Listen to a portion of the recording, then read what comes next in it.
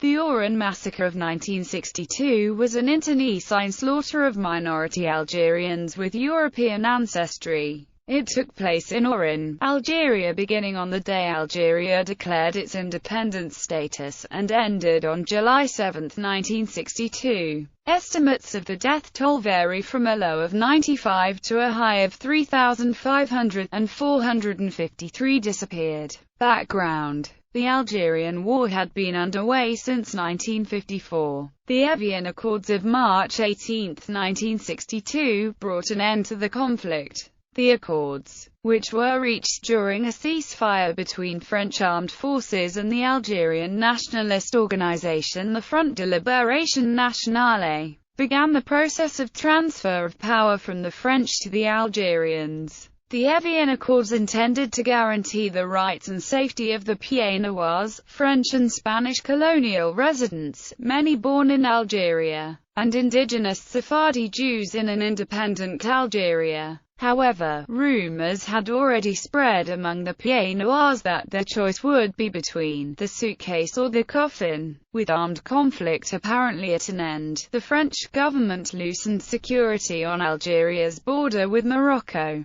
allowing the FLN freer movement within Algeria. The flight of French Pieds-Noirs and pro-French native Algerians began in April 1962, and by late May hundreds of thousands had emigrated from Algeria, chiefly to metropolitan France. Independence had been bitterly opposed by the Pieds-Noirs and many members of the French military, and the anti-independence organization de l'Armée écoute secrète started a campaign of open rebellion against the French government, declaring its military to be an occupying power. The OAS declared a scorched earth policy to deny French-built facilities and development to the future FLN government. The OAS engaged in a bombing campaign that killed an estimated 10 to 15 people in Oran daily in May 1962. Its scorched earth policy climaxed on June 7, 1962. When the OAS Delta Commando burned Algiers library and its 60,000 volumes and blew up Oran's town hall, the municipal library, and 4 schools. Event. Under French rule, Oran had 250,000 inhabitants of European origin. As noted, many left in the months after the Accords. On the morning of July 5, 1962, the day Algeria became independent, 7 Katibash of FLN troops entered the city and were fired on by some Europeans.